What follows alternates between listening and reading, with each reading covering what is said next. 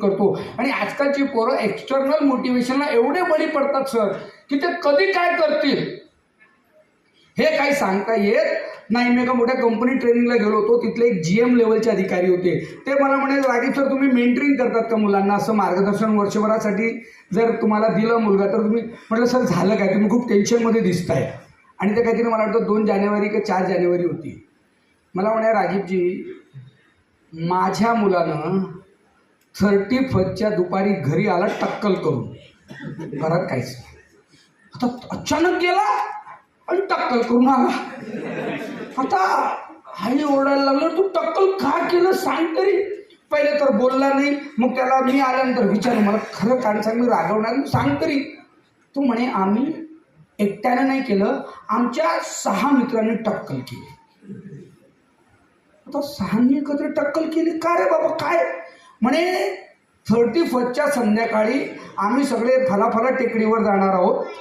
तिथं बुडत्या सूर्यासोबत अशा मागं उभं राहून ते टक्कल आणि आमच्या तो बुडता सूरज असा फोटो काढायचा म्हणून टक्कल करून आले ते. किती क्रिएटिव्ह पोर आहे. टक्कल करण्याचं कारण ते आमच्या आम्हाला सर म्हणे आमच्या उमगड्या पलीकडं. याला म्हणतात एक्सटर्नल मोटिवेशन. म्हणजे कोणीतरी काहीतरी सांगितलं, काहीतरी रील करायची आणि ती रील फक्त सूर्य बुडतोय 31चा आणि हे 60 टक्कले तिथं असे टक्कल घेऊन असे मागून म्हणजे थोवाडे नाही यांची. पण त्या टक्कलीसोबतचा रील त्यांनी टाकला इन्स्टावर. म्हणजे काय करतील. मग तुम्ही म्हणणार सर हे चुकीचं नाही का. I am not here to talk about what is right and wrong. I am here to talk about how you can channelize them. How you can channelize them. आणि मग मुलांना माझं म्हणणं आहे की आपल्यामधली क्रिएटिव्हिटी, आपल्यामधली उत्सुकता, आपल्यामधली एनर्जी ही गोलला लाव, ध्येय ठरवा. एकदा का तुमच्या डोक्यात, आणि हेच वय असतं. तुम्हाला परत सांगतो मुलांना, हेच वय आहे. तुम्ही इतरांपेक्षा वेगळे बनू शकतात, इतरांपेक्षा वेगळं वागू शकतात, इतरांपेक्षा वेगळं तुमची जीवनशैली बनू शकते जेव्हा तुमच्यामध्ये वेगळेपणा तुम्ही गोल ठरवाल. उदाहरणार्थ तुम्हाला वाटतं स्टाईल मारला पाहिजे, रील केली पाहिजे, फोटो काढले पाहिजे, रील झाली पाहिजे माझी. मुलींनाही वाटतं रील झाली पाहिजे.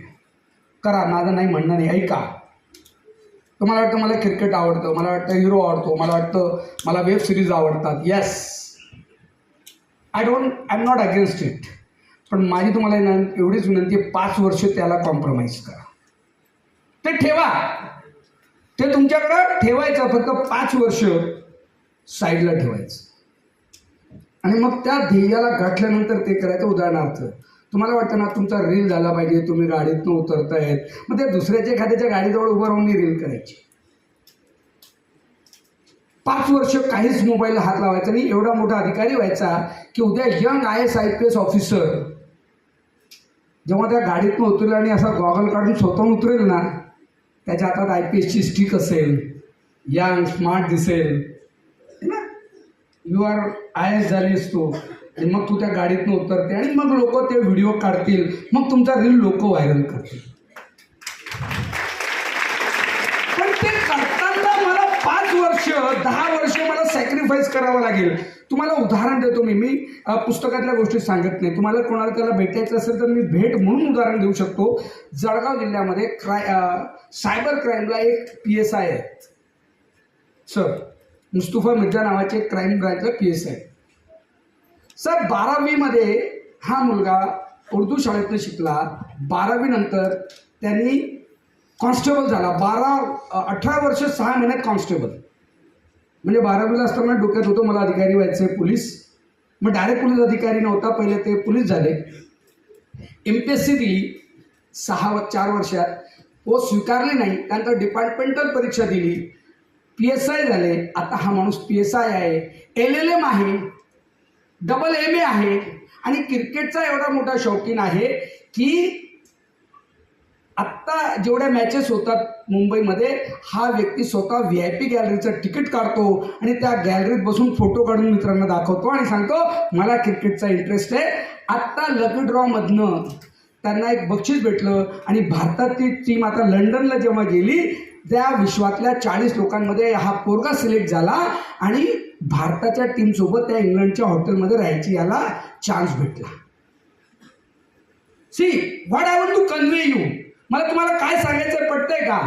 त्या माणसानं सॅक्रिफाईस केलं, त्यानं त्याच्या आयुष्यामध्ये क्रिकेटच खेळणार नाही 5 वर्ष 10 वर्ष, जेव्हापर्यंत टार्गेट भेटलं नाही तेव्हापर्यंत. कारण सक्सेस रिक्वायर्ड द सॅक्रिफाईस.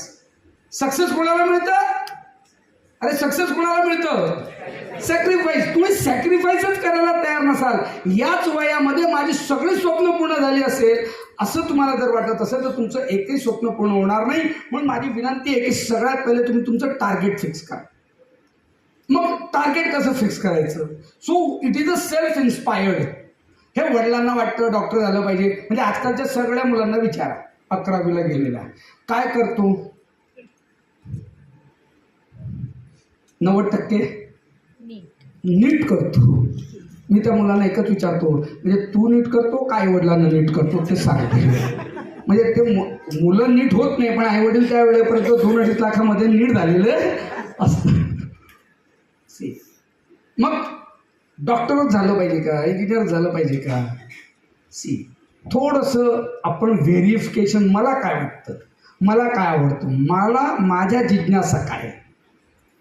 आणि मग थोडंसं 9वीमध्ये हे वय का आमचं ठरवून घ्यायचं, एक्सप्लोअर करायचं नक्कीच आहे. कारण तुम्ही बाकीच्या गोष्टी एक्सप्लोअर करतात ना, बाकीच्या गोष्टी बघतात ना, त्याच्यापेक्षा या गोष्टीकडे जर लक्ष दिलं, कारण एकदा का गोल सेट झाला, एकदा का गोल सेट झाला की मग आपोआप बाकीच्या गोष्टी निघतात. उदाहरणार्थ मला औरंगाबादला पण जायचं आहे, मला मुंबईला पण जायचं आहे आणि मला नागपूरला पण जायचं आहे, बरोबर आहे. मी एका वेळेस 3 ठिकाणी जाऊ शकतो का? मग मला काय करावं लागेल?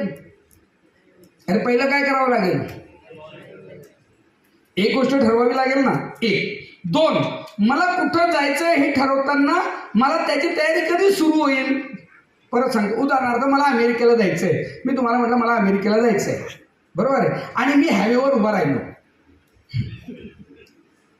आपल्या ह्या चौकात आकाशवाणीच्या, आणि गाडीवाल्यांना म्हटलं अमेरिका अमेरिका अमेरिका. कोणीतरी येईल, गाडीत बसवेल आणि चांगल्या मानसोपचार तज्ञाकडे नेईल, म्हणाल साहेब चौकात उभं राहून अमेरिकेला जायचं म्हणत होते. मग मला अमेरिकेला जायचं असं जर म्हणायचं असेल तर मला तयारी करावी लागेल. एक्झॅक्टली. मला एरंडोला जायला तयारी करायची गरज आहे का? If I have a short aim, माझा एम एरंडोल, तर मला तयारी करायची गरज आहे का? नाही. खिशात 100 रुपये असले, रोडावर उभं राहिलं, कुठेतरी गाडीत बसवेल आणि सोडून येईल. पण मला अमेरिकेला जायचं असेल तर मला पहिल्या प्रश्नाचं उत्तर द्यावं लागेल, मला का जायचं आहे? काय उत्तर द्यावं लागेल? का जायचं? मग माझ्याकडे पासपोर्ट आहे का? मग तिकीटला पैसे आहे का? मग विजा आहे का? मग विजासाठी पण मला उत्तर द्यावं लागेल, मी अमेरिकेला का जातोय, किती दिवसांसाठी जातोय, तिथं कुठले कपडे लागणार आहेत, हे सगळं मी तिथं कुठं थांबणार आहेत, ह्या सगळ्या प्रश्नांची उत्तरं मला एअरपोर्टला जाण्याआधी तयार करावी लागतील. बरोबर आहे का चुकीचे आहे? मग एरंडोला जायला त्याची गरज आहे का?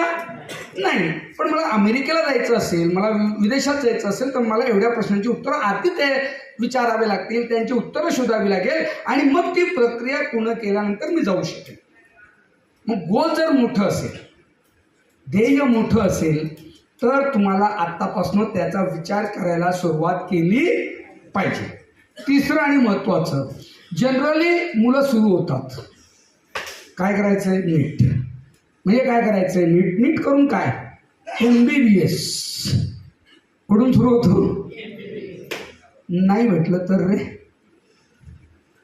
BDS, नाही भेटलं तर BRS, नाही भेटलं तर BHS. म्हणजे याचा टार्गेट फिक्स आहे का? याचा ध्येय फिक्स आहे का? नाही. मग हे का झालं?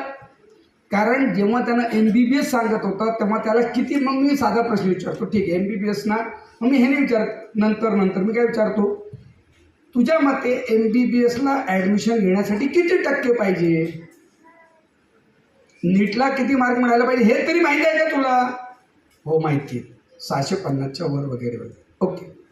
मग हे मिळवण्यासाठी 9वीला तुला 52% आहेत, 8वीला सिंपल चर्चा. मी म्हणून पालकांना काय म्हणतो, इकडे बघा, याला म्हणतो मी गोल सेट करण्यामध्ये मदत करणे. त्याला तिथं रागवत नाही, हा तुझे काय औकात आहे का 8वीला 52% भेटतं आणि चाललाय, असं नाही. Let have a seat with him, have a discussion की ठीक आहे बेटा, तुला वाटतं ना हरकत नाही, तू करू शकतोस. मग सांग मला बरं, आता एवढं जर तुला करायचं असेल तर किती तास अभ्यास करावा लागेल? मग तू आता किती तास करतोय? त्यासाठी तुला काय करावं लागेल? Let have a discussion with him. आणि मग त्या मुलांना जेव्हा